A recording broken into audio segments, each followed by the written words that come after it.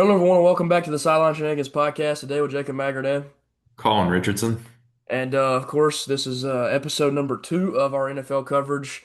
Did like our picks and our recaps last week. We'll spend a little bit more time this week on the picks, and if there's some big games, we'll obviously want to stop and kind of talk about those a little bit more, dive a little bit more in depth into those. Of course, if you guys are here, like, subscribe, comment, helps a ton. Push the video out. And the last NFL video did pretty good for a first, so that's good. And so obviously people enjoy that kind of content. There's both sides of it now. I got the college and the NFL, but rolling into this first game here was our Thursday night football game. It actually ended up being a pretty good game. I thought the Dolphins really gave them a test, and it kind of seemed like they had some life in that game. But you go to the end of that game and you look at what happened, and it was Tua making a terrible mistake once again. That just kind of seems like that's the story of his career so far in the NFL. So. I just think that if Tua's ever going to figure it out and get any better, he's just got to stop throwing stupid picks, and he just does it every game. So, what's your thoughts on this one? Yeah, like you said, Tua, he threw that terrible pick at the end of the game, but like throughout the game, his like percentage was okay, Yeah. but every pass was like a dump down. But it's like the offense is not explosive really at all. And I mean, they have weapons like Jalen Waddle and Tyreek Hill, so you'd think he would average more than 5 yards per completion. But yeah, I don't know. The pick at the end of the game really just ruined any chance they had, as well as there was a rough in the punter on the Bills were punting the ball back to the Dolphins, and then the rough in the punter there in the fourth quarter was killer as well. Yeah, that's like one of those errors that you just can't handle. Like Tua's was like for some reason he was trying to no look a pass on the last drive of the game, or technically, and so that was just a terrible decision. But like the punt you just got to lay off. You're a defensive lineman. Why are you laying out for a punt block whenever you just don't have the speed to get there? I get the effort play, wanting to try to make a big play, but against this team, you just got to take the ball back and keep in it. Obviously, you look at Allen, you look at Cook, they both played really well. James Cook has been really, really good this couple games to start the year. There was always that concern that the workload he had last year would probably not carry over into this year, but I think he's done completely fine at kind of repeating that process. And like you said, Tua's got plenty of weapons. He's just got to do better. He's got A-Chain out of the backfield. He's got Waddle. He's got Hill. Who knows how long those guys stick around with them being 0 and 3. Obviously, I think that there's a real talk that McDaniel might get fired at some point this year. If that happens, they'll probably move on from Tua as well. So that would be an interesting story to see where he would go. Because, obviously that monster contract would be hard to move. But usually a new guy comes in, he probably wants to build around his players that he likes. So we'll see what happens. That's a really interesting one. And the Bills, I mean, they keep rolling. They look like a Super Bowl favorite once again. Moving on to our Sunday day slate.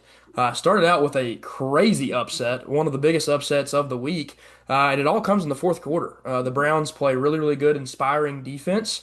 That's going to be the way they win any games this year. And Quinshon Judkins really having his coming out game, looking like an NFL running back, looking like the guy because he's still on a restricted limit of carries.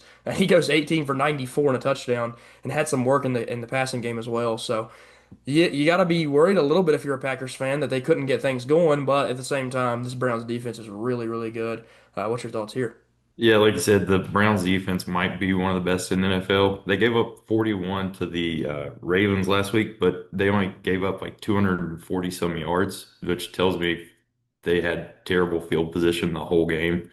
They also held the Bengals with Joe Burrow under 250 yards, which is really impressive for 2 weeks in a row. Two great offenses under 250. And then this week, the Packers offense has been good this year, and they held them to 10 points. Yeah, Uh, really impressive. yeah, Jordan Love, he threw a bad pick there in the fourth quarter. And then, I mean, if you're up, the Browns offense is not that good, and you're up 10-0 going into the fourth. I mean, you just can't collapse like that, No. especially if you're like we were talking last week, Packers might have a chance going to the Super Bowl, but you can't have a fourth quarter collapse like that. And if you're gonna make a push for in the playoffs.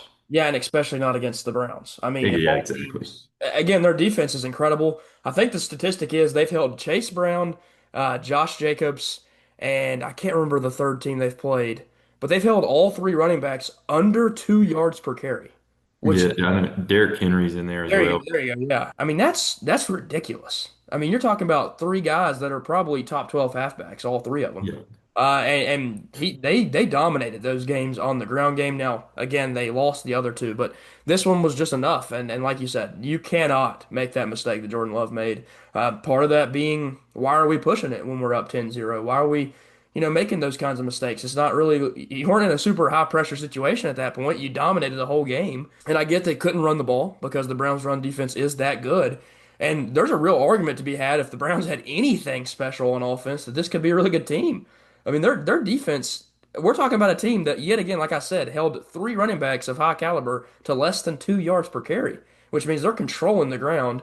And I mean, Micah Parsons himself said, "I'd be okay if you guys said I'm not the best player because we're facing the guy I think's the best." So when he's got the ego he has, and he's still able to admit that Myles Garrett is the best player in football probably right now, I think that speaks volumes to how good of a player he truly is.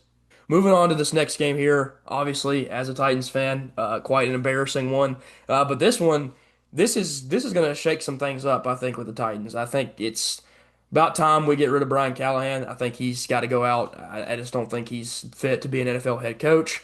It will suck to lose his father as an offensive line coach, one of the greats at that role, but at the same time, you can't keep him back there. He was coming in to be this really good play caller. I mean, he really did help out that Bengals offense, and he can't call offense. So he's not good at the game managing type stuff. That's been known.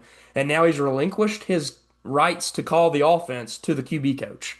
So he is now a sole game manager. He is doing no play calling, and we hired him because he was the best play caller available when we hired him. So I think that pretty much solidifies it that he's out the door. I think the Titans probably want to go on this 3 game road trip and play those games with a head coach and not have that issue of nobody controlling practices.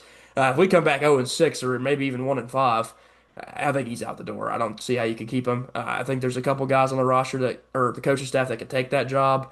But it'll be interesting to see what happens. And then for the Colts, their offense keeps rolling. I mean, they do look like they are a new team with Daniel Jones, which is just crazy. Indianapolis Jones, as they called him on the broadcast. But again, Jonathan Taylor, I think he's going to look to be the RB1 in fantasy. I know we talked about that. We'll say a little bit of fantasy information here and there.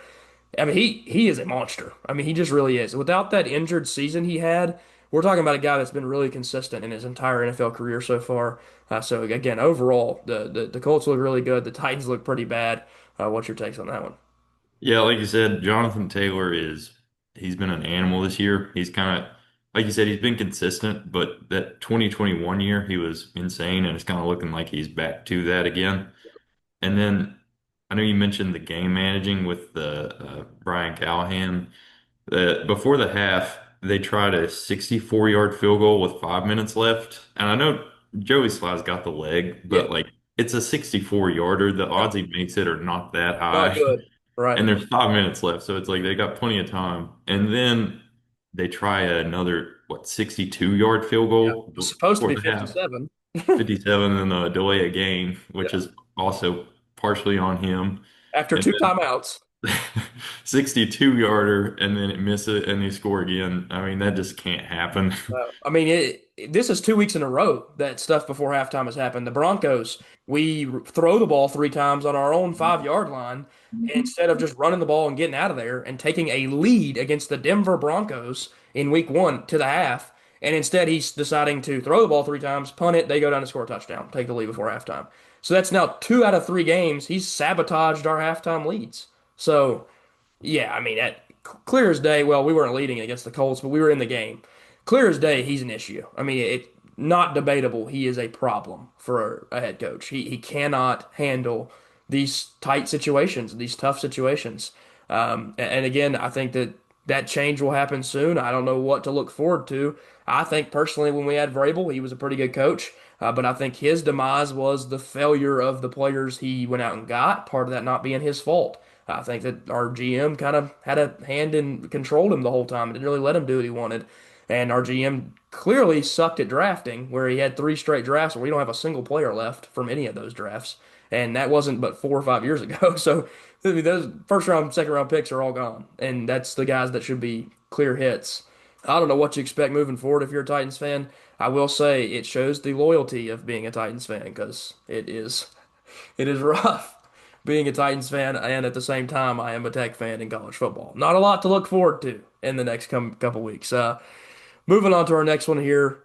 Bengals, Vikings, and the Vikings dominated the Bengals. Now, I do think that this is that home field advantage the Vikings really have, and they're similar to a college atmosphere with how much their crowd gets into the game. It's one of the best home atmospheres, but that doesn't make it a 48-10 game. That become the issue of Jake Browning was awful. I mean, he was awful.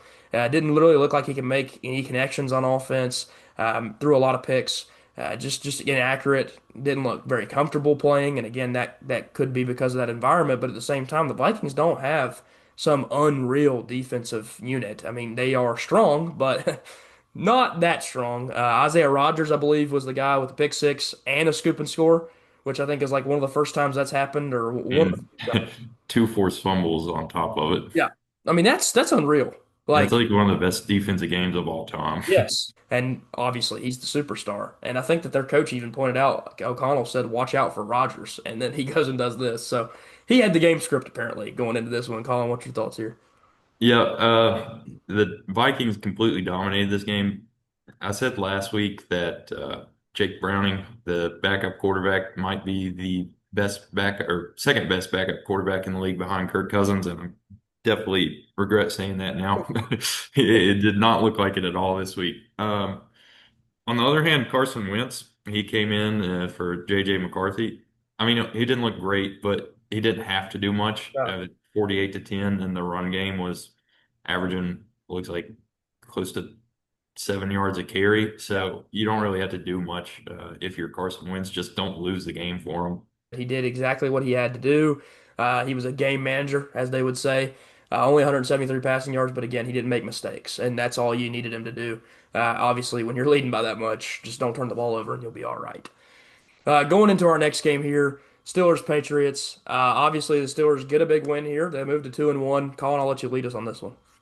Yeah. So Pittsburgh got out 14 nothing to start the game, and then the offense just became completely stagnant. The only reason that Pittsburgh did win this game is because they forced 5 turnovers, Yeah. and two of them were inside the 5 yard line. So got extremely lucky there. I will say Drake May, he looked really legit. At one point, he completed 13 straight passes. Yeah. The Steelers' defense did look better against the run, and TJ Watt finally got his first sack of the year and second. I was wondering is people kept posting TJ Watt over under 1.5 sacks this season. he, Uh, he, he got the over in one game. yes. Yeah. So hopefully he's back. And then another thing is Hunter Henry. I I saw a stat he averaged. It wasn't 5 yards a catch. It was every route he ran was he averaged 5 yards. So if he ran a route, he averaged 5 yards per route ran. Yeah. So if I'm the Patriots, I don't I would have probably thrown it to him more than 8 times, Yeah. even though eight's a lot. But he was open over the middle of the field the whole game, it seemed. But four fumbles and one interception is really what did the Patriots in this game. Yeah, and like you said last week, you talked about the issues covering over the middle of the field. So that seemed to be a similar issue this week. I don't know about what their linebacking core situation looks like, but that could be part of it, obviously, in pass coverage. I don't know if they're specifically more tough, hard-nosed run defender type guys, because I've had the Titans do that before, and it is so hard to cover anything over the middle of the field when you have two guys that are knuckleheads that don't know how to cover anybody. So if that's the issue, then it might be something they go out and address, or maybe even think about putting a safety down in the box and I know letting. they've got Patrick Queen and Cole Holcomb, so I mean they're not slow guys, Yeah. but I know the Deshaun Elliott, the safety that really came on for him last year, is injured at the moment, so that might have something to do with it. Yep. We got Chuck Clark, former Hokie, and Juan Thornhill filling in at the safety spot right now, as well as Jalen Ramsey occasionally. Yeah. And that's interesting with Thornhill is he obviously had a really steep fall from glory at one point, being the starting safety for the Kansas City Chiefs and being a guy that was constantly making plays to, being kind of a backup guy for a few years. So he gets his opportunity there with the injury. But again, I think that's a strong performance for the Steelers defensively, obviously. They show they have one of the best defenses. I've been rocking their defense in fantasy for years. I think it's such a reliable unit because first of all, you get a lot of sacks generally. Second of all, you get a lot of turnovers. So those are how you score points in fantasy. I mean, you're going to give up points here and there, but they truthfully do the best at just recovering when they do give up points and forcing turnovers. So obviously they score a ton for me. I think it was like 20 points in one of my leagues. So that's huge when you got a defense giving you 20. We talked about the rushing attack a little bit. Neither team got a crazy rushing game going. I think Stevenson fumbled, like you said, multiple times. Gibson fumbled. I think there is so much to like figure out for this Patriots team because first of all, why are we not playing Travion Henderson more? I think that Antonio Gibson should never touch the ball over Travion Henderson. Ramondre, I understand you're paying him the contract you paid him, so you want to get him on the field. But when they fumble, and he hasn't fumbled in 687 career snaps or in a row, or 687 snaps in a row. Why is he not touching the field? I mean, he clearly isn't going to lose the ball. And the big issue here was they couldn't keep the ball in their possession. So I don't know. Maybe next week Travion will kind of take over. I've got him in some fantasy leagues, so maybe I'm a little more invested than most in hoping he'll get some more carries here in the future. Um, Another thing I want to mention in the Steelers Patriots game, the Steelers have to get the ball to DK Metcalf more than three times a game. I mean, he's the best athlete on the field at any given point. I yeah. can't think off the top of my head of a better athlete Uh, than DK Metcalf. So I don't know, just screen pass anything, get him the ball. I mean, again, you talk about athletes. That same Ole Miss team had him and AJ Brown. That's probably Yeah. the biggest, most athletic receivers in the NFL. So I don't know how that Ole Miss team wasn't very good, but they weren't all that great that year. Going down to this next game here, Rams Eagles. We knew this was going to be a really good game. This is two teams that are definite teams that can win a Super Bowl. Probably two of your top favorites to be the NFC representative. And the Eagles finally showed that really good overall offensive attack. It wasn't just the ground game. It wasn't just Hurts running and Saquon running. Hurts lets it go a couple times, finds AJ Brown for a huge game. Devontae Smith actually has a pretty big game as well. And again, you see Saquon still doing his thing. You see Hurts still doing his thing on the ground. I think he had like 35, 37 fantasy points in our league. So overall, this team just showed their full circle what they can do. The comeback at the end, they dominated the second half of this game. I mean, 26-7 in the second half is really, really rough for the Rams because their defense is kind of what they're built on, and they are supposed to be able to control teams with their run game, which Kyron didn't have a bad game, but he didn't do a lot in the second half. And obviously, the big story being Jordan Davis and I think Jalen Carter, they were on the line to block that final kick, and they stopped on the timeout from the Eagles, and they sat there on the field with their on a knee and talked to each other. And it almost looked like they had a plan for what they were going to do to block the kick. And so you rewatch when they did when they first called the timeout, they sat there, talked, come back out, and I mean, they were right beside each other once again, and that plan worked perfectly. Jordan Davis goes through, scoops up the ball and runs it all the way back for a touchdown. It was crazy to see him getting up and down the field the way he does too, being as big as he is. But again, this is really promising for the Eagles because they broke out on offense finally, and they had that huge offensive game. So they definitely look like Super Bowl contenders once again. What's your thoughts here? Yeah, like you said, the Eagles offense finally came alive in the second half, especially they were down 26-7 at one point in the third quarter. And then that wasn't the only field goal they blocked in the fourth quarter as well. That was the second blocked field goal in the fourth quarter. I don't know, maybe the Rams need to get a little bit more air under the ball when they kick it or something. They got the Two in one quarter is crazy. And then also a really bad beat if you are into gambling. The spread was 3.5 points in favor of the Eagles. So the Jordan Davis running it all the way back is a terrible yeah, beat. that was bad. Yeah, especially because they didn't need to either. Yeah. As soon as he dropped to the ground, the game was over no matter what. Again, I think that there's a real case. Puka Nacua is putting himself in that conversation for the number one receiver in the NFL. I myself actually avoided him in a lot of fantasy just because I thought he'd have a little regression with Devontae coming in and taking some snaps from him. But clearly a bad idea. I have him in one league out of my five or six, and he's obviously dominating early on and looks like a clear favorite to be that guy. Moving on to our next one here, Jets Buccaneers. I think the Jets showed a lot of heart in that fourth quarter, attempting to come back. I think that they looked like a competent football team for that fourth quarter. But other than that, the Bucks, once again, I mean, you can just rely on Baker Mayfield to make plays when it matters.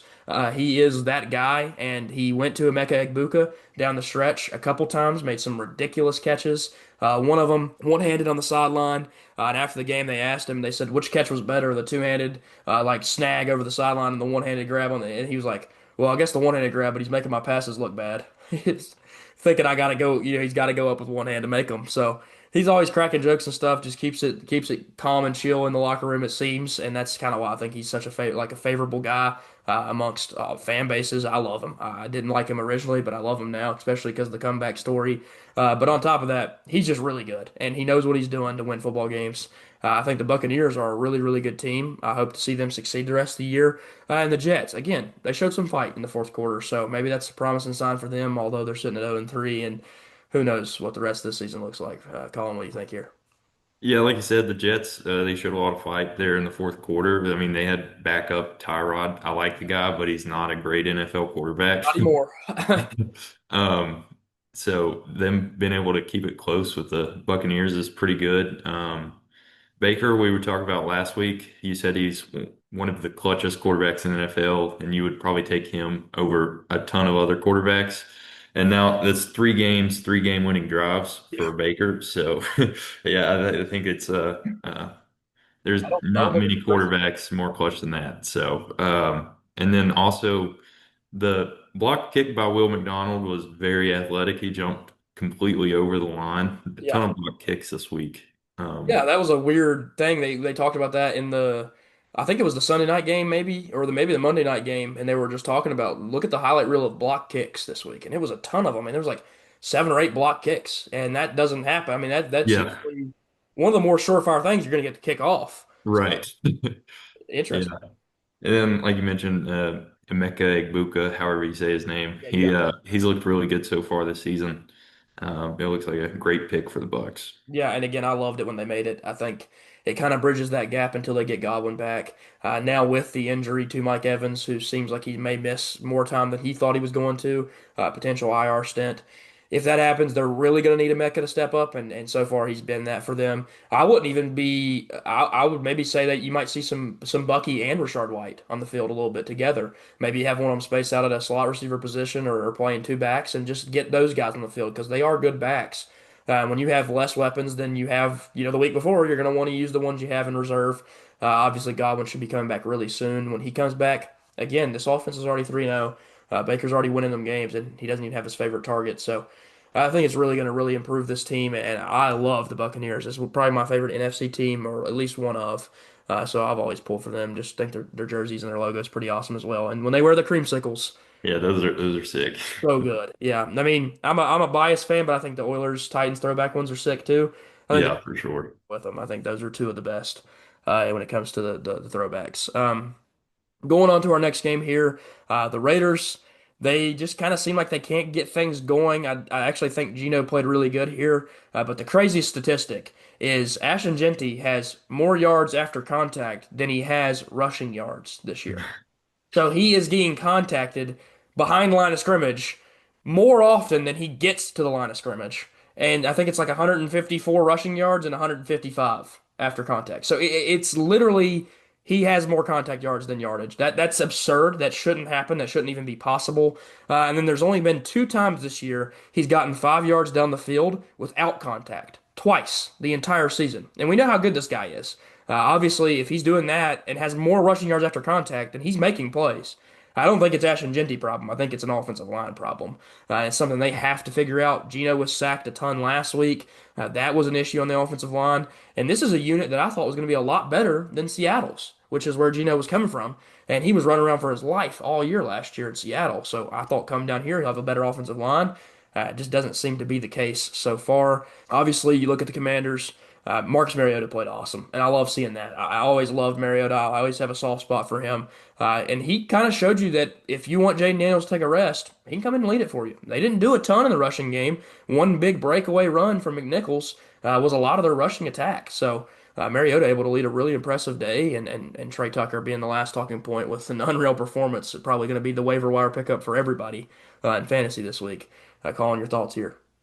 Yeah, like I said, the Raiders offense has not been able to get it going. I thought Ashton Jenney would be like a lock for rookie of the year, which I mean he definitely has the talent to be, but his offensive line is not really giving him a chance to be. Um, and then, like you said, Marcus Mariota, he came in and he played really well. I did see the one clip of him. I think he thought he was young again. He tried to hurdle over some guy and he got hit, fumbled. It Yeah. was uh, trying to go back to his college self Yeah. and Yeah. not quite the same guy. Yeah. But he did play really well. So kudos to him. And then the Commanders winning 41-24 with a backup quarterback. That's always impressive. Yeah, and again, they kickstart things. Obviously, that they had that loss, but they're able to win without their guy, and that's really impressive. I think Mariota's a guy that if Daniels comes back and he's healthy, they could maybe look to move him to one of these teams that's having a QB issue. Maybe a Bengals wants to call in and say, "Hey, we'll give you something pretty nice for a guy like that that can win them games." But at the same time, it's a commodity to have that good of a backup, and you probably don't want to give him up. Going on to this next one here, Falcons Panthers. Not much to say other than the Panthers absolutely dominated the Falcons. I mean, the Falcons had zero chance in this football game. Penix looked pretty bad. This is probably by far his worst performance in his starts in the NFL. And he showed those inconsistencies that he's had. And obviously, the interceptions are bad, but on top of that, the completion percentage sitting around 50% is really bad as well. I also don't think Drake London has been really all that great to start the year for them. Part of that is he's not getting targeted enough, which is a Penix issue more than a him problem, but he also just isn't making the big plays. And then again, you see Bryce Young play pretty good here. Probably one of his better games in the last couple years, the 2 years of his time. So obviously, again, Panthers dominate in pretty big fashion here. What's your thoughts? Yeah, Michael Penix did not look good at all. Threw two picks, threw a pick six. Probably his worst start of his career so far, but he's young. I'm sure he'll move past it. I thought the Falcons were going to be better than this with Bijan and Penix to put up a goose egg against the Panthers of all teams. It's not ideal. Very concerning. Yeah, Bryce Young, he didn't have to do much. He ran for a touchdown. I don't think he threw for a touchdown, Yep. but the defensive touchdown, and then John Parker Romo unfortunately went 0 for 2 on the day on the field goals after 5 for Uh, 5 last week. yeah. Yeah, I saw somebody say, "Koo, please come back." Yeah. We're done with this guy. Uh, again, the Panthers keep doing that on defense all year. Who knows what that team could do? Now, do I expect it? No, I don't. I expect that this team will be another 5 to 6 win team. One super positive thing for them, Tedero McMillan looks really good. He He does looks like indeed. a Yeah. wide receiver one, and he looks like if he gets consistent quarterback play, maybe he's a rookie of the year candidate. So really, really good production from him. Seems like they nailed that draft pick. They just got to get things going, and this is a clear way to get things going with a really, really good game against the Falcons. Moving on to our next one here, Texans Jaguars, a game that the Texans had to have, and they blow it late. But I think the biggest thing here is CJ Stroud doesn't look very good. I think he's looked far worse than his rookie season, which was a really, really great year. One of the best rookie years actually we've seen. But he struggled last year. I think that the big issue was his offensive line didn't block for him. He's struggling this year, and no brainer because they got rid of their best offensive lineman. So I don't think the Texans are setting him up to succeed, but I don't think he's not playing at the level he has to play at. And then on the other side for the Jags, I don't. I've not been super impressed with Trevor Lawrence personally. I think last week was a good week for him, but this week he throws a really bad interception that could have cost him the game. Luckily, the defense was able to get stops and get it back to him. But I don't know. I just don't. I don't think either one of these teams have looked all that great, and the Jaguars are sitting at 2-1. So, whatever you think here, I would like to hear that. Yeah, like you said, CJ Stroud has not been he had some people said a sophomore slump last year, which he was still okay, but this year he's honestly just looked bad. The Texans are sitting at 0 and 3. Um, like you said, their offensive line is not very good, so they can't get the run game going. And then if you have to pass and your offensive line's not very good, then he's just getting pressure every play. So it's not all on him, Yeah. but if he's going to be a elite quarterback, he still has got to manage to. He can't be 0 and 3 right now as an elite quarterback. And then for the Jaguars, their defense bounced back after playing the Bengals Clearly, Jake Browning is not that great of a backup quarterback, and Yeah. he diced them up last week. So, uh, yeah, a nice bounce back week for their defense. I have always said that I didn't think Travis Hunter would be able to do both ways in the NFL at a super high level, and so far they've tried to play him a lot on both sides. I think they got to dial in and pick a side here. I think that that's another big thing to take away from this one is he did well in coverage, but he was getting beat here and there. He did look like a rookie, but on offense they just don't get him the ball a lot, and it seems like that's because he's tired, and it's just so difficult to do this both ways against every other guy on the field that's the best at their position in their college teams, and they come up here and they are what? I mean, Texans are 0-3, so they're bad in the NFL. They were all dogs in college, so it's just so hard to do that. I don't see him doing it much longer, especially the older he gets, the much more difficult it'll be to do it. I just think that they should use him sparingly on one side, and it's really hard to use a guy sparingly on defense because how do you plug and play a corner? So I don't know. We'll see what happens. I think that they like him as a receiver, and maybe he'll stay there, but it's looked like a little bit of a struggle early on for him. Moving down to this next one, Broncos Chargers, really big game in the AFC West, which seems like again a little bit worse than I thought it was going to be. I thought Broncos, Chiefs, Chargers, all three of them had a chance to be really really good. But I don't think that there's anything to be super worried about with the Broncos. I will say Bo Nix has looked worse than he did last year. But again, that is something that happens with quarterbacks. Is people figure you out, they got tape on you, they know how you want to play. And so they've kind of figured him out a little bit. He'll have to try to bounce back out of that. And then Herbert is the opposite. He's looked unreal. He's looked like maybe up there with Josh Allen, Lamar Jackson is the best quarterbacks in the NFL so far. Really good passing the ball. Has actually been able to use his legs quite a bit this year. But on top of that, man, oh man, did I not expect that Keenan Allen would make this kind of resurgence at this age, and especially after the year he had last year, where he didn't look like he was going to be all that great. It's the same Herbert Allen connection they had. He looks really, really good. And then Quentin Johnston absolutely unlocked the potential that it was always. If this guy can just catch a football, he's got the speed, the size, and really just the playmaking ability, and he's doing it this year. So overall, this team is really fun. This was the Amarian Hampton breakout game as well. He looked good in this one. And again, you hate to see what happened to Najee. That seems that's going to be probably season ending and potentially a career ending type of injury with his age. But that unlocks Amarion to kind of go off in this offense, and we'll see if that gives him any kind of boost. But it's also going to put more wear and tear on him. So you have to kind of manage that as the year goes on. Colin, what's your thoughts here? Yeah, like you said with Herbert, he's been unreal. If the season ended today, he would probably be my MVP. Yeah. The Chargers are 3-0, and all three games have been divisional games, so that's huge for them. Uh, Broncos, I mean, they're a good team, Yeah. but Bo Nix has struggled. He's kind of he was off on a few throws this week. He might be in kind of like this sophomore slump that Stroud may have been in last year. Yeah. They do have a decent running game with J.K. Dobbins. I picked him up in fantasy. He's been pretty solid for me. Yeah. He's been a lot better than I thought Um, he would be. yeah, for sure. And then, like you said, you hit on Keenan Allen, and that connection is clearly still there from he's been one of the better signings so far from free agency. Yeah. Yeah, huge addition that again I just didn't think would make that kind of difference, and it really has. It's created really really nice weapons. I mean, we're talking about two guys, and we haven't even mentioned Lad McConkey, Yeah. who is was the best receiver on that team last year by a long shot. So this offense has just got weapons on top of weapons on top of weapons, and they're really scary if they get rolling like this. And that defense, they're going to be coached well, and they're going to run really strong defensive football games.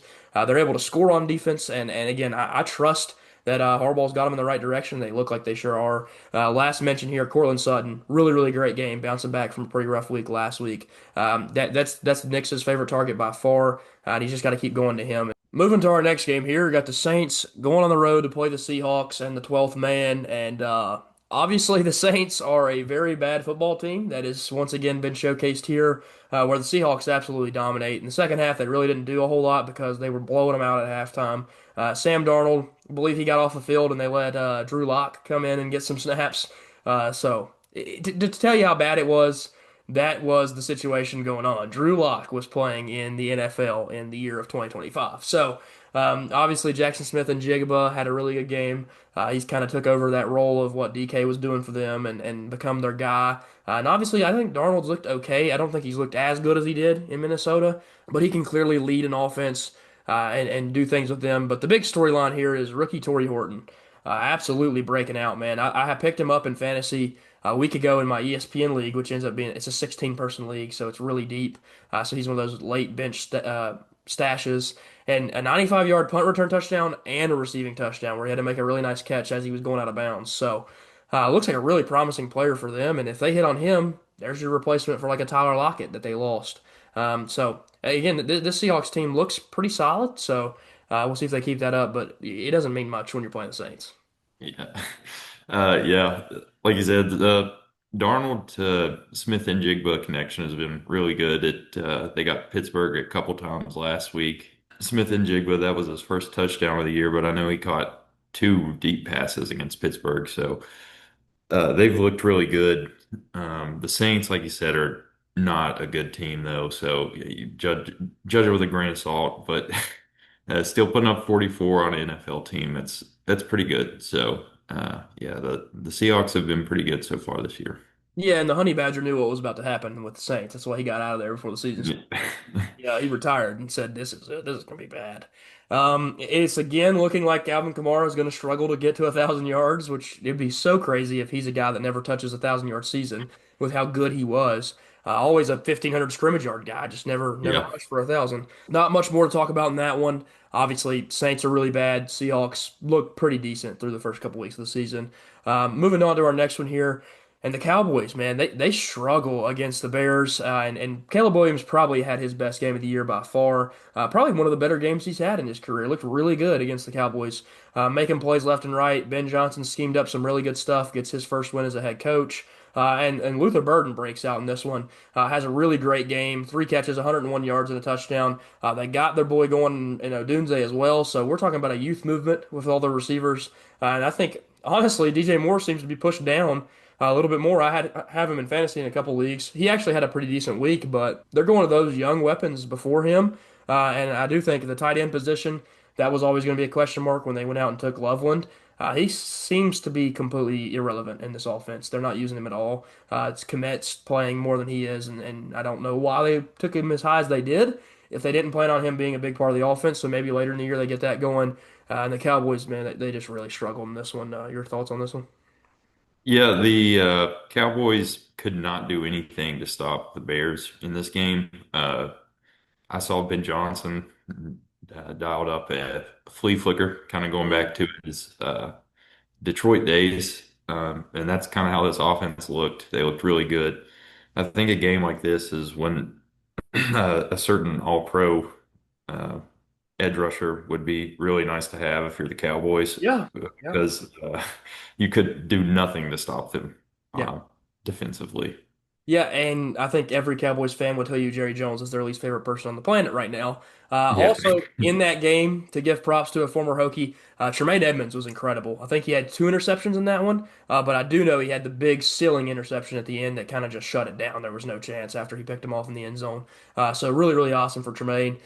He's always been one of the better half or linebackers in the league. So glad to see him balling out on that big contract he got there. He was one time the highest paid linebacker in the NFL.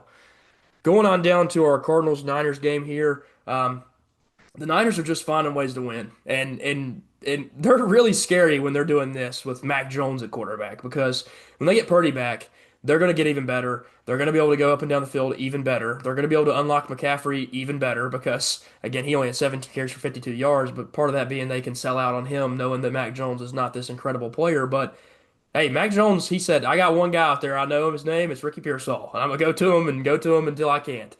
So 8 catches, 117 for Pearsall. Really great week in fantasy, and he didn't even find the end zone. So that's a really promising outlook for him. They're going to get Kittle back really soon. And on top of that, they might even get back their highest paid receiver in Brandon Ayuk. So it looks like a pretty good team here. And the Niners, of course, really well coached. Colin, your thoughts here?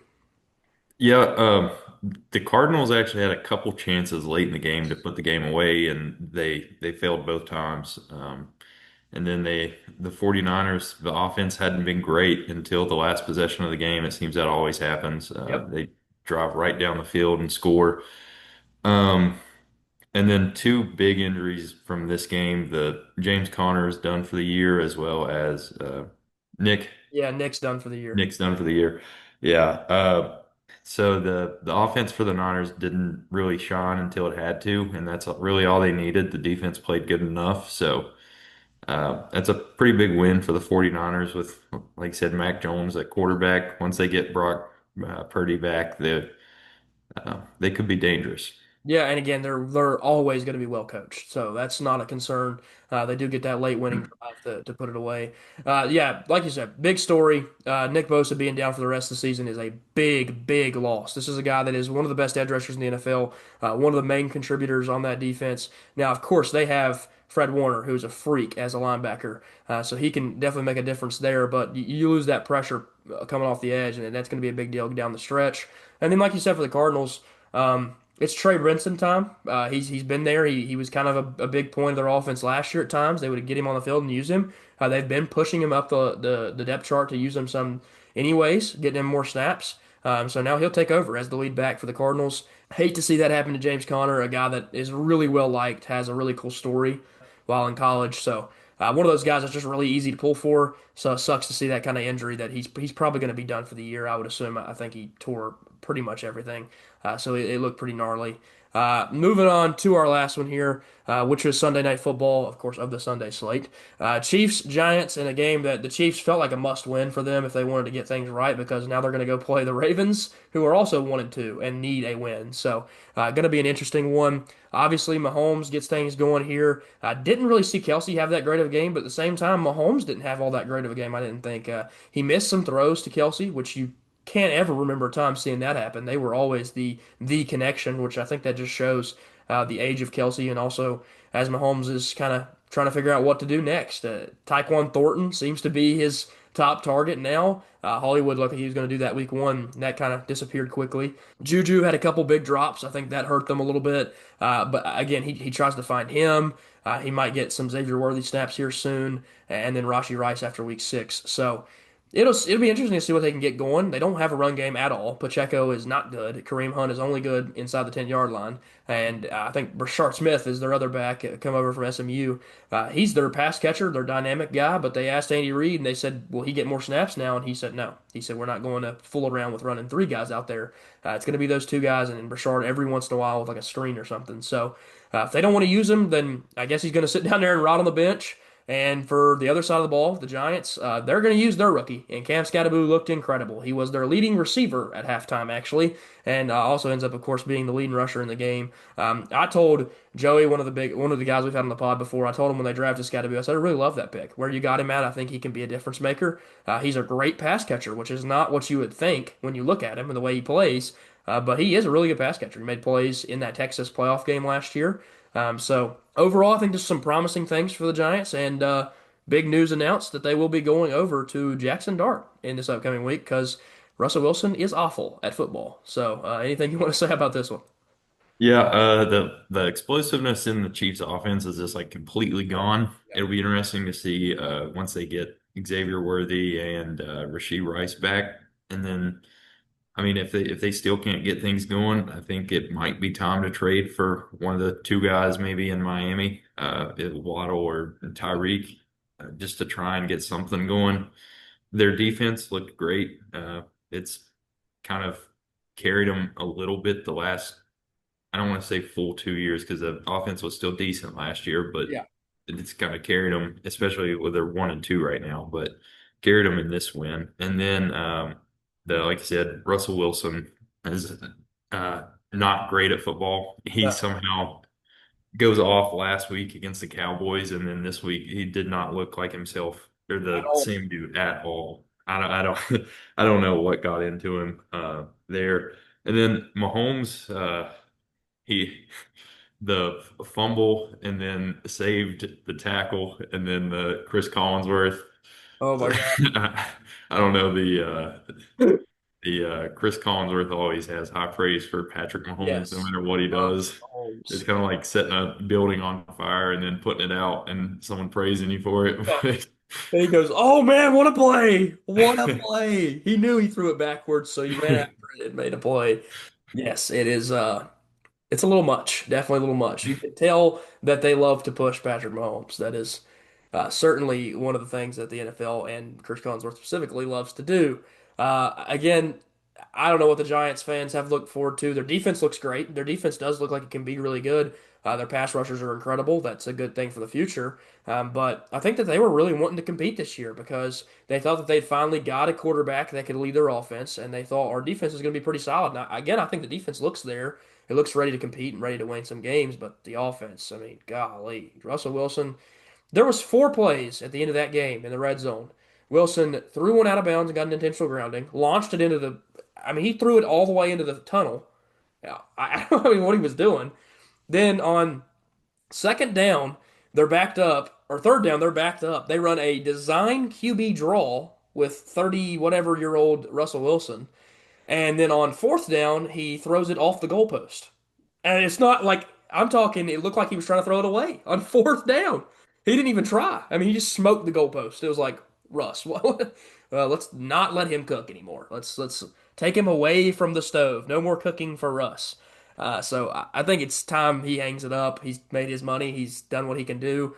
He probably had a pretty strong case to be a Hall of Very Good guy at some point. I think he's hurting that. It's all he's doing right now. So, he's hanging it up. It does seem that Jackson Dart will take over. Now it kind of gets interesting because nobody's going to want to trade for Russ. And do they really want him to be their backup if something happens? Because they do want to try to win. They have to. I mean, Joe Shane and Brian Dable are gone if they don't win football games. So maybe Jameis becomes the backup, and but at the same time, they want to trade Jameis because there's some value in him potentially going somewhere like the Bengals. Who knows what the Giants are going to do? The Chiefs do finally get a win before facing the next team we're talking about in the Baltimore Ravens. Of course, the Ravens in this game have mistakes that compile and build up at the end that completely costs them the game. Derrick Henry, obviously one of my favorite players of all time, first NFL jersey I ever owned. Had a really bad fumble, but again, that was one of those fumbles. It was like the player made the play, not Henry fumbling. Aiden Hutchinson was chasing upfield to make sure Lamar didn't escape, and he comes from behind and punches it out, and Henry didn't even know he's there. So you always got to protect the ball, and that's something you're taught, but he clearly wasn't even really prepared for that to happen. He was looking to stiff arm and go to the next, make his cut. So that is now 3 fumbles through 3 games, though, and 2 of them were very costly. I do think that the Ravens still look really good on offense. I think Lamar looked good, but he was completely bottled up. That's probably the best I've ever seen someone contain Lamar Jackson. They were very well prepared. They had QB spies that could drop back in zone and play defense and then come up and make a play on him. And they did it constantly. They were pressuring him, sacked him a couple times. Lamar looked very uncomfortable, which is very rare for a guy that has his kind of speed. He never worries about getting sacked. So they got after him. I think somebody said this might have been the most times he's been sacked in a game in his career. So It is props to the seven Lions. times. Yeah, yeah. Props to the Lions. Props to their strategy coming in this one. And that play on the goal line that they scored a touchdown on might be one of my favorite players I've ever seen. They line up Amon-Ra St. Brown at like a fullback position, hand it off to him, and then he QB pitches it out to Gibbs to score the touchdown. It was an incredible play call. And again, they show that they're not just Ben Johnson and Aaron Glenn when it comes to the coordinators. They got 2 new guys, and they still got 2 good units. So I expect the Lions to be really tough competitors, and the Ravens are going to have to bounce back against another team in the Chiefs who are struggling. What's your thoughts here on this one? Yeah, I think the Lions offense is completely back. Week one against the Packers, they looked kind of bad. Everyone was saying the Lions offense is nothing without Ben Johnson, Yeah. but I think clearly the last 2 weeks they've been very, very good. Um, and then another thing for the Lions, David Montgomery averaged 12 yards per carry, a little over 12 yards per carry, which is absolutely insane, and Yeah. 2 touchdowns. They sacked Lamar 7 times, which is crazy, and they held Derrick Henry to I think it was 36 yards in the first half, and then I think he only had like 14 yards or something like that after the first quarter. So they handled him pretty well. The Ravens, on the other hand, Lamar didn't play bad. He was sacked 7 times. There's not much he can do about that. Mark Andrews finally got going. Yeah. That's been the he'll be pretty big for them. But the Ravens also have gave up the most points in the league at this point, which granted they've played the Bills and the Lions, but also the Browns are in there, and they didn't Ball. necessarily stop the Browns, which is kind of concerning with the Browns offense. Yeah. But yeah, so there's definitely some concerns there for the Ravens. But again, their two losses are to the Bills and Lions. Yeah. So I mean, those are two of the best teams in the NFL. But then again, their only win is to the Browns. Yeah. So Yeah, that's a conversation that they. There's always this whole thing with Ravens fans saying we're the best team in the NFL. We just beat ourselves. And I specifically watched one Ravens fan say we can't say we're the best team in the NFL anymore if we got just beat up front, just got beat. We didn't beat ourselves in that game. We were down by two touchdowns. It wasn't like the fumble cost them the whole game. They were losing when that happened. So again, they just aren't better on paper than the Lions. And the Lions proved that they are one of the top dogs in football. They just had to get things going. They had a bad week to start the year. Now they're rolling. And again, I think that they'll be very formidable in the near future. Again, kind of saw their offense rolling as it should be. Amon-Ra having another just Amon-Ra game. And then, of course, Jared Goff is the ultimate game manager. He is the perfect quarterback in this system because he doesn't make a ton of mistakes and he does what they need him to do. I think, obviously, you take a Josh Allen and put him in this offense, they'd be the best team in the NFL, no doubt. But they are happy with Goff. They're happy with what he brings them. And overall, that it ends up being really good for the system and the team. Moving on to our games this upcoming week, we'll keep a tally on these. Next week, I'll be able to go down the list and kind of give you how many we've gotten right through 2 weeks. 1 week sample size is not much. But Seattle going on the road to play Arizona. Like I said, the matchups we think are going to be really fun or have some kind of implications to them, we'll talk a little bit more about. Otherwise, we're going to keep rolling. This is one I don't think has a ton of implications. So, Seattle at Arizona. I'm personally going to take the Seattle Seahawks to go on the road and get a win here. I don't think Arizona's bad, but I just think Seattle's a little bit better. yeah, like I said, Arizona's not bad. Now they're missing James Conner as well. And then I like the Sam Darnold to Smith and Jigba connection so far this year. Roll with them to beat the Cardinals in Arizona. Yeah, and we'll go ahead and talk a little bit more about this one as it is one of our two teams that me and you both are pulling for. Of course, yours Pittsburgh. I'm a Titans fan, but also this is a fun one. Taking place overseas. It's going to be early in the morning if you want to get up and watch it, 9:30. But Minnesota playing Pittsburgh. Again, I think Minnesota has looked strong, but I do think that Pittsburgh's defense has really been good this year so far. I expected that Pittsburgh defense will get after Carson Wentz, who I don't think is an incredible quarterback by any means. Either way, I think that the Steelers would be favored in this one because of the potential. Well, they're technically underdogs, but in my mind, I would favor them because of the quarterback play that Minnesota's had so far. Again, Carson Wentz didn't carry this team last week. He only had 170 passing yards. And again, if McCarthy was playing, I would be on the same boat. So, give me Pittsburgh to get a huge win here, move to 3-1. They get a pretty good win over a pretty good football team. And again, I just expect their defense to be all over and make plays, force turnovers, hopefully for the fantasy points. And again, that's their strength, obviously, this year. Yeah, if Minnesota had any other quarterback than Carson Wentz, I would probably be rolling with them. But I think Pittsburgh has the advantage at quarterback.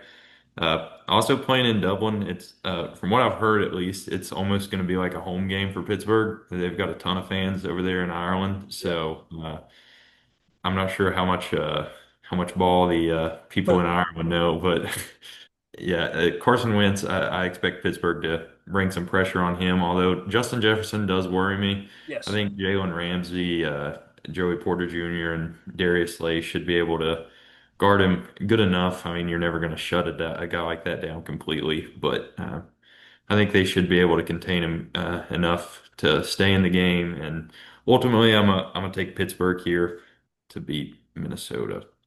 Yeah, and then moving on to this next one, Washington taking on Atlanta.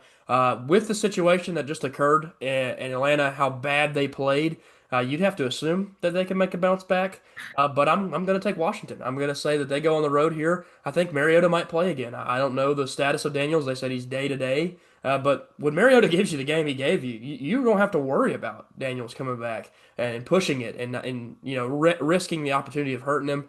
So give me Washington to go on the road here and kind of turn their season around after that rough start. Yeah, I'm with you on that one. Mariota or Daniels, either one, it doesn't really matter. I think Washington wins either way, especially with the way the Falcons just played. I do expect them to come out and play much better than they played this past week, but still, I think Washington is a much better football team, so I'm going to go with the Commanders. Moving on to this next one, New Orleans, Buffalo. I think we can take about 30 seconds here and decide this one. Give me Buffalo by 40. Yeah, I'm going to go with Buffalo as well. Not much to say on this one. No, that's a pretty easy one. Moving on to our next one here, Cleveland at Detroit. And this is your second or third real test if you're Detroit when it comes to the defensive side of the ball, what you're facing.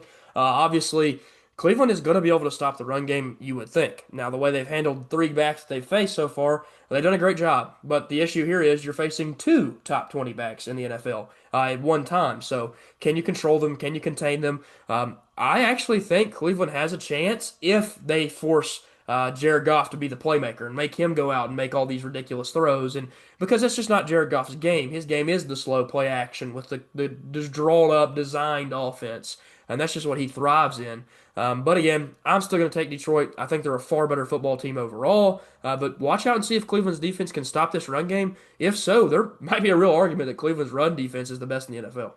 Yeah, if Cleveland had any resemblance of an offense at all, I would probably choose them to win this game. But just, I think Detroit's offense, they might get slowed down by Cleveland, but I don't see Cleveland shutting them out or anything like that. So I'm gonna go with Detroit here.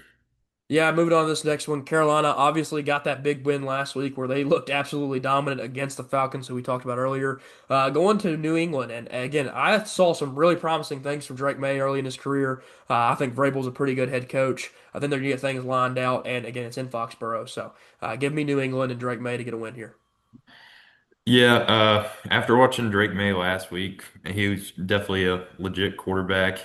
It is tempting to go with Carolina in this game because of how well they played last week and just absolutely dominated the Falcons. But I'm gonna go with New England. I don't see them fumbling four times again this week. Moving on to this next one here, the Chargers playing against the Giants. Again, that Giants pass rush is really, really fun. This is Jackson Dart's first NFL start. And again, that's a rough team to have to start your first game against. The Chargers really good at forcing turnovers, relatively good at just overall defense, but they're coached extremely well. They know how to face against these young guys. And you know Harbaugh is going to kind of force his hand a couple times, make him make plays. I do expect that New York will look better offensively with Jackson Dart. I just think he's a better quarterback than Russell Wilson. But give me the Chargers to be 4-0. And again, like you said, Justin Herbert is the early MVP candidate, and I think he just keeps on rolling. Yeah, I'm with you on this one. The Chargers have already beat three divisional opponents, and this time their first game out of division. I like Jackson Dart as a quarterback, but I don't like him beating the Chargers in his very first game. That's like you said, a really tough start, first start. So I'm gonna go with the Chargers. Moving on to our next one here. This is one we'll kind of lock in on a little bit more here and talk about these two teams. Of course, the Eagles, like we said, we saw that offensive explosion last week. That's what they really needed to see. They hadn't had the pass game going. Again, Chris Jones cracked the joke on Jalen Hurts of you don't have over 100 yards. Jalen Hurts in turn said you didn't win the game. So I think I'd take the win over the 100 yards all day, every day. But again, Hurts was able to kind of answer back and say, hey, Chris Jones, watch out. I can throw for 260 yards too if I need to. Did so in a huge win over a Rams team that has a really good defense. And then on the other side, for Tampa Bay, this is a team that just knows how to win football games. Like you said, Baker Mayfield, three straight game-winning drives. Again, I said I would take him over anybody in the NFL. I think that that stands true at this point. If it comes down to a late game situation in a close football game, which the spread favors it to be in a 3.5 point spread, call me crazy. I'm going to take Tampa Bay at home defending their turf and getting a huge win with Baker probably leading another game-winning drive against a really strong defense. Yeah, this is definitely one of the better games this week. The second half resurgence from the Eagles offense. I really like that going into this week. However, they weren't able to get Saquon going, which is still kind of a concern. If they're able to put all that together, though, I don't really see many people stopping the Eagles again this year. And then Baker, on the other hand, led a game-winning drive again for three consecutive weeks now in three games. But I think the Eagles, just overall talent's going to overpower Tampa Bay this week, and I'm going to go with the Eagles. Gotcha. Moving on to this next one here. Obviously, Titans taking on the Texans. The Texans have had a really rough start to the season, but so have the Titans. No positives for us. But Colin, I'll let you make the pick here first because I might be a little biased. Okay, yeah. I think if you're CJ Stroud, this is a game you cannot lose. That like really hurts your how people view you as a quarterback if you start the season 0-4 and lose to the 0-3 Tennessee Titans and a rookie quarterback in Cam Ward. So I'm gonna have to go with Houston just because I don't think CJ Stroud's going to allow the Texans to lose this week. Yeah, and I completely agree with you the fact that he can't lose this one because it would be Yeah. embarrassing if you're getting beat by a rookie in your home stadium when you're 0-3 and you're desperate for a win. I do think Cam Ward has shown flashes each and every week to kind of build on the case that he can be our future franchise guy. Eligeo Manor being the guy for him on the outside too was kind of unexpected with Calvin Ridley's success in his career, but also the success he had with Will Levis last year, who obviously was not a good NFL quarterback. But Ridley's drop situation so far has been pretty scary. I think he leads the league. That's obviously a huge issue. Ellick is really, really good. I do love Cam Ward, but I will take Houston to win this one as well. I wanted to leave a little cliffhanger there. I do think Houston beats us, but all I'm ever watching these games for is just to see how Cam Ward plays. And when we move on from Callahan, I actually think this team can win some games because you could get a competent guy in to control the game. But at this point, I mean, he's thrown 2 games away so far. So what tells me he can't do it again this week? Moving on to our next one here, Indianapolis going on the road to play LA. LA needing to bounce back, and Indianapolis 3-0, looking like the easy favorite in the division.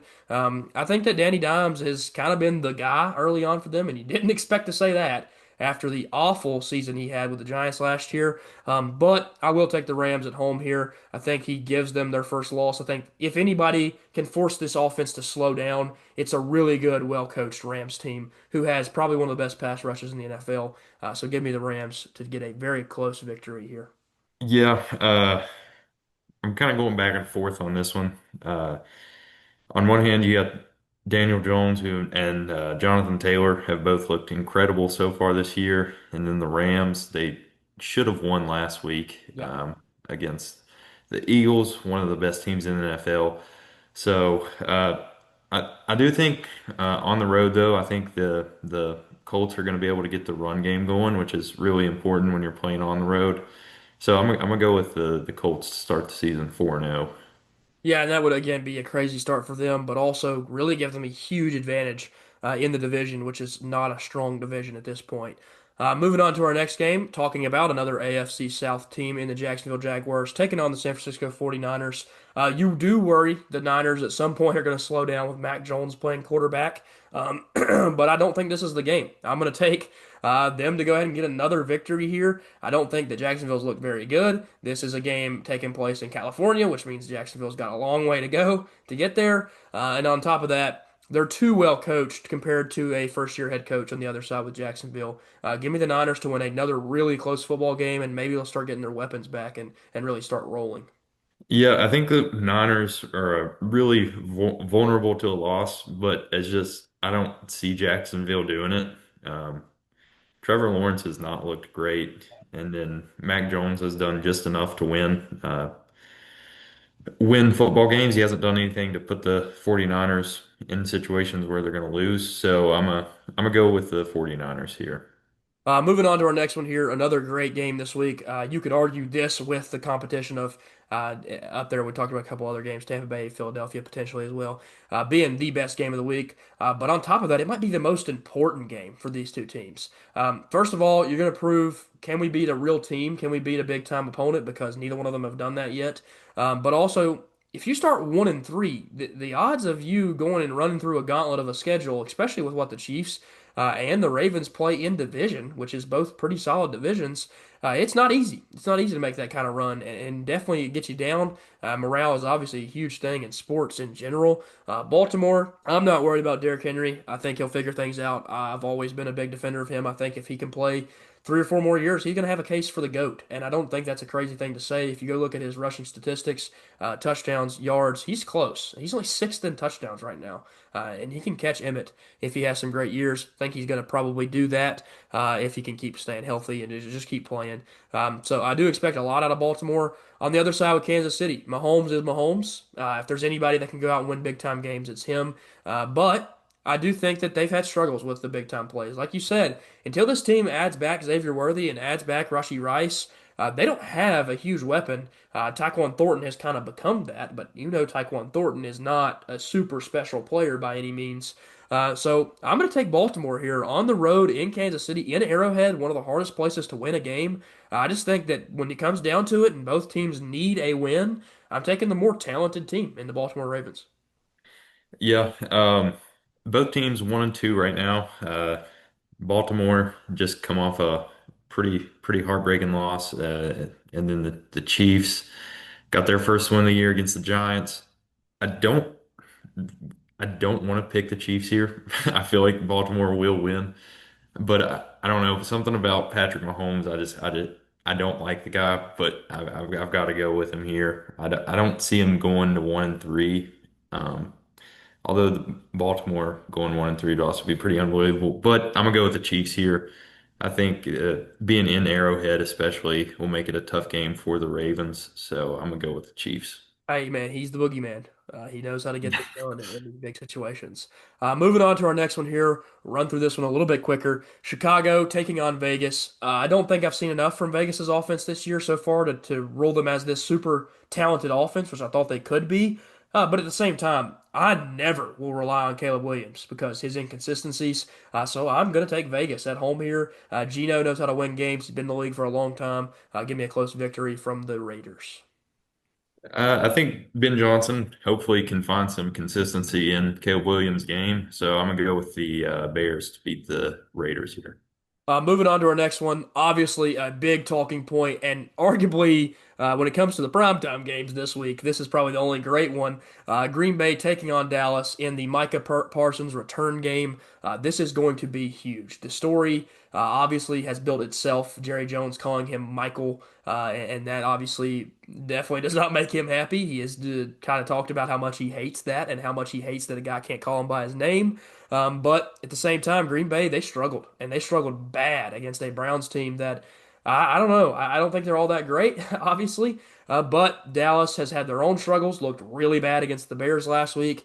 I don't love their team in general, and they just lost their best player in CeeDee Lamb. So give me Green Bay to go on the road right here, dominate on the defensive side of the ball. Micah Parsons might have 4 sacks in this game. Yeah, I think Mike is definitely going to be coming back looking for revenge.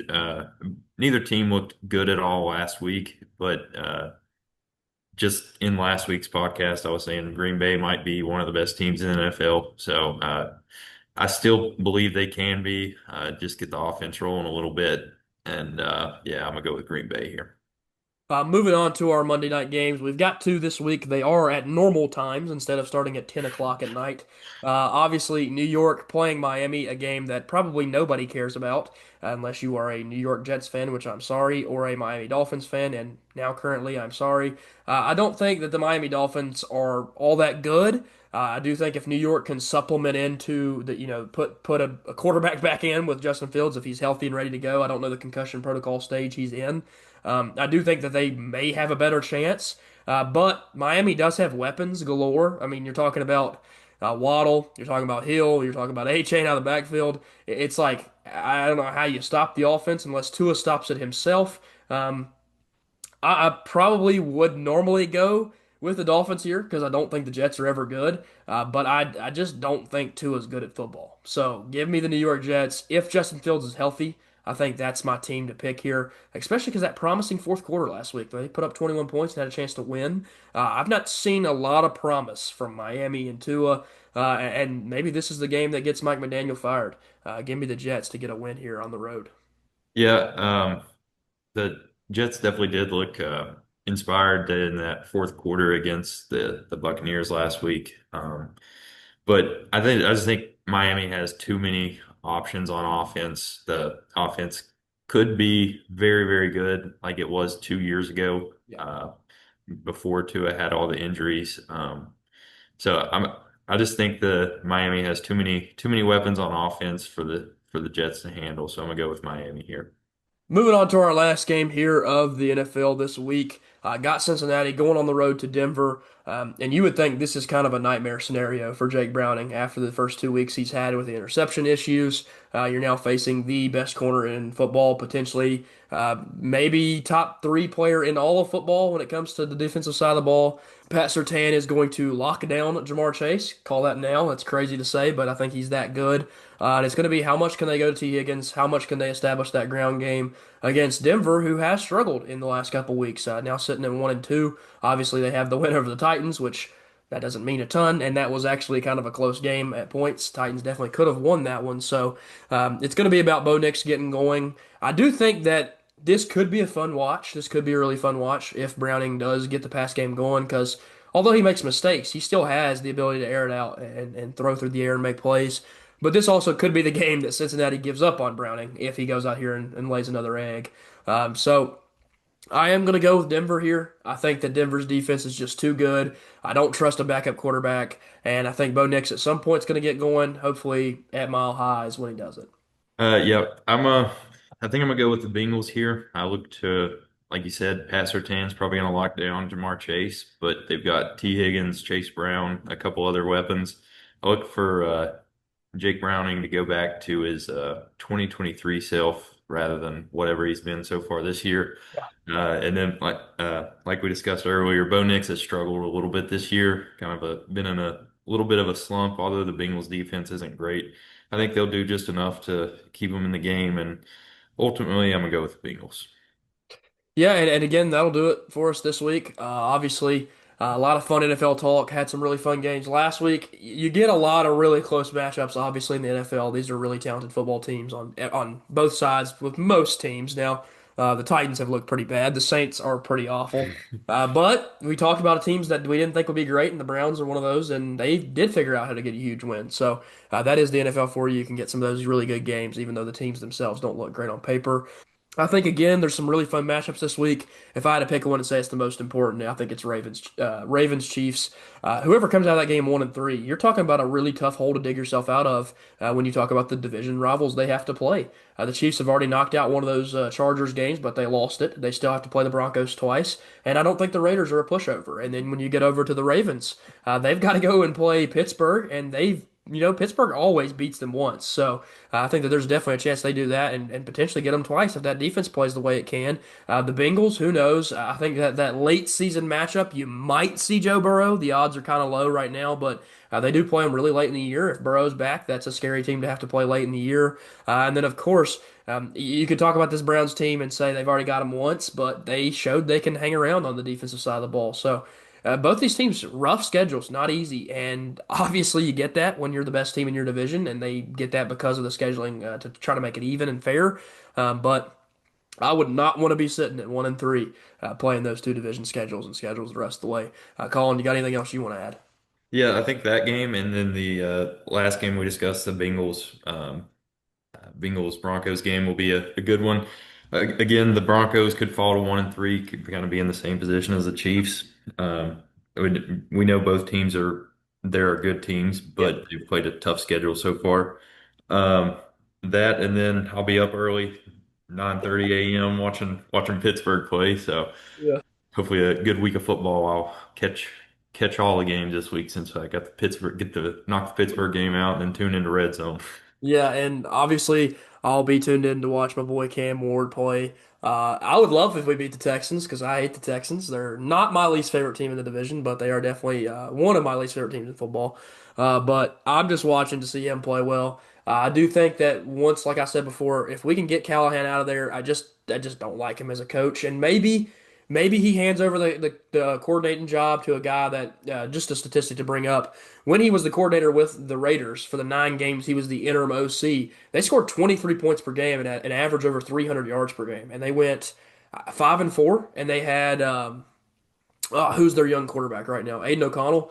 He was the guy that was playing for them, and if he can win with Aiden O'Connell and have that high of a power offense, he surely can do that with Cam Ward. So I'm just hoping we get things rolling. It would be fun to see us compete and be a good team. I think that there's still some possibilities of that. But obviously, this team is looking to build for the future. So having another bad year might not be the worst thing ever to get another top draft pick and maybe look at a guy like a Reuben Bain or a Caleb Downs or who knows what receivers will be there to potentially add on for the future. Obviously, we'll be back next week on Wednesday. Should be the exact same thing, be a recap of the games that took place, and then we'll look into those games and potentially even look into them a little bit deeper if we have the opportunity to do so, depending on how long our recaps take. Obviously, last but not least, Colin, I'll let you say anything else you want to throw out there. If you want to say a Go Steelers or anything, up to you. Yeah, go Steelers.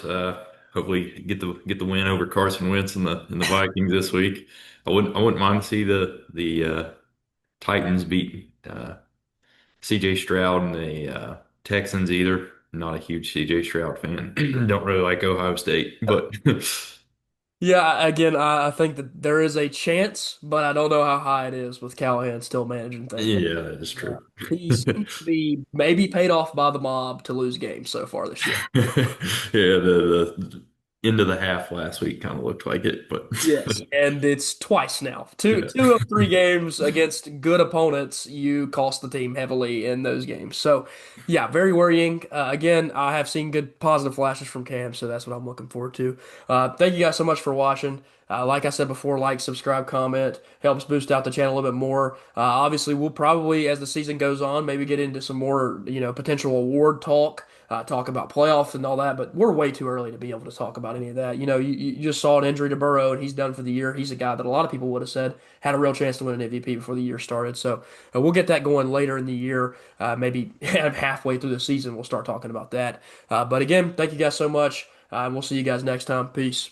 Peace.